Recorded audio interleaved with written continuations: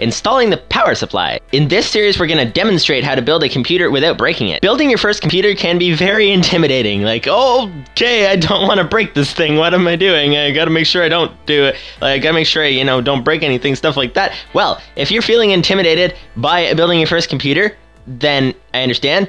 For these videos, I brought in somebody who knows a whole lot more about computer building than I do, who has a lot of experience. So how many computers have you built in your building? 30 or 40. 30 or 40 computers? Yeah, I built the 2 I had for work. I built. So if anybody would know what to be careful of, how to not break a computer, it would be him. And speaking of knowing, this guy knows a lot about computers. Every so often it comes out. I think there's 512 shaders in the 2400G. Is that what there is? Or is it 768? I'm trying to remember because... I don't know, but it could be. I think he's fairly new to doing YouTube, although... This is the ASRock B450. I have no idea what it costs. He does that pretty well. Please welcome Brian!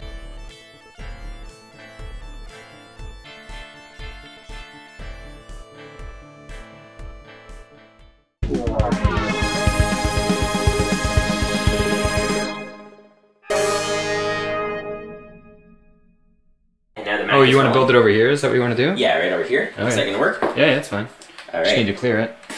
This case will be the thing that you're jamming everything into. So the first and foremost thing you want to do is get your case out. All right. So this is it. I already pulled off at the side for you. What we're going to end up having to do is mount your solid state here. Your power supply will mount here. All right. Can we move it down a bit more this way? Yep, sure. You can see the feedback there. It's off the screen. Your motherboard will mount here, right? All right. We should be able to do some cable management underneath by the looks of things if we need to. But yeah, it's got a front and rear facing fan. Your motherboard should have support for that. Yeah, you have no GPU right now, which is fine. Right. Integrated into the CPU. Yes, yeah. What's it? Right here. Yeah. Sure. Okay, Okay, so first and foremost, this machine will need power, so let's start mounting our power supply over here.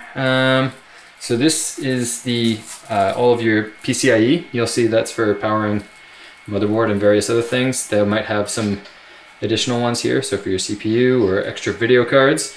So they'll have different, they're usually 8-pin, the exhaust. Some cases, it depends on the case, but it looks like in this one, let's see, where do you want to screw this in?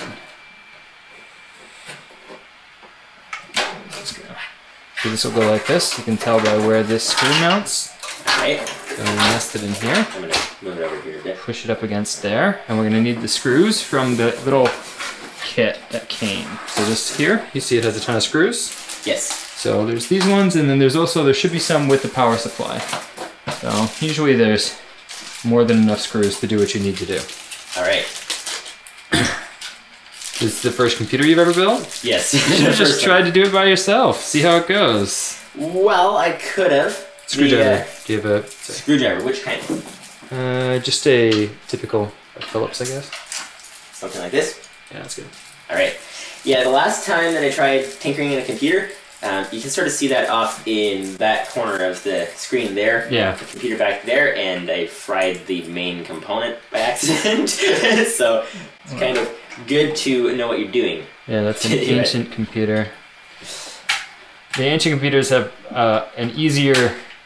it's easier to fry them, let's say that. So what are you hoping to do with this thing? Well, it's going to be mostly for gaming and for live streaming and things like that. Okay. So it's going to be, it has, the graphics card is far better than the current graphics card in my current Mac. Yeah. So the current Mac has a 650M NVIDIA graphics card. Yeah.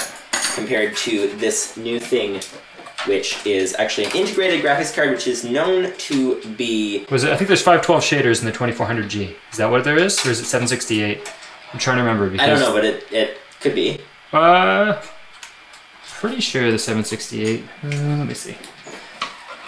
So, while he's looking that up, yeah, this is an integrated graphics card in with the CPU, and integrated cards are known to be less powerful than dedicated cards. Well, they share more resources. They share more resources. So the big bottleneck with this specifically, and it's not a bottleneck, like it's a really good part for its price, right? Because it depends on the price range.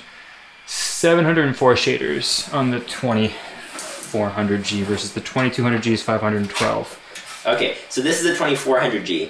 It has Vega 11 graphics integrated, which is known to be generally less powerful than dedicated cards. Mainly because it has to shares memory resources with the CPU, but it has some advantages too.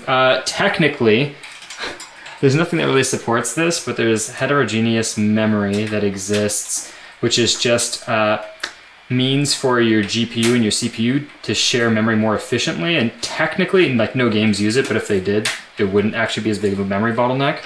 Okay. But it doesn't. No, HSA doesn't have, I think, any support in games. It has some support in some applications, but it was kind of one thing that was being pushed when APUs started coming on the scene. Okay. It's interesting though. It's interesting tech, whether or not it's ever used properly. Okay. See, that's one of the reasons that I brought him in, because he knows a lot of stuff, a lot more than I do. Nice. So this is going to be your main motherboard power, right? Okay. And this here will power your CPU. There's your 8 pins for your CPU. Okay. This PCIe, nah, I mean, you could use that for anything, but we'll probably end up using that for a graphics card unless your motherboard needs more power. So probably the next thing is we'll drop the motherboard in, wherever that is, over here. Where's that plate? The plate? There's this plate. This plate. So you need to...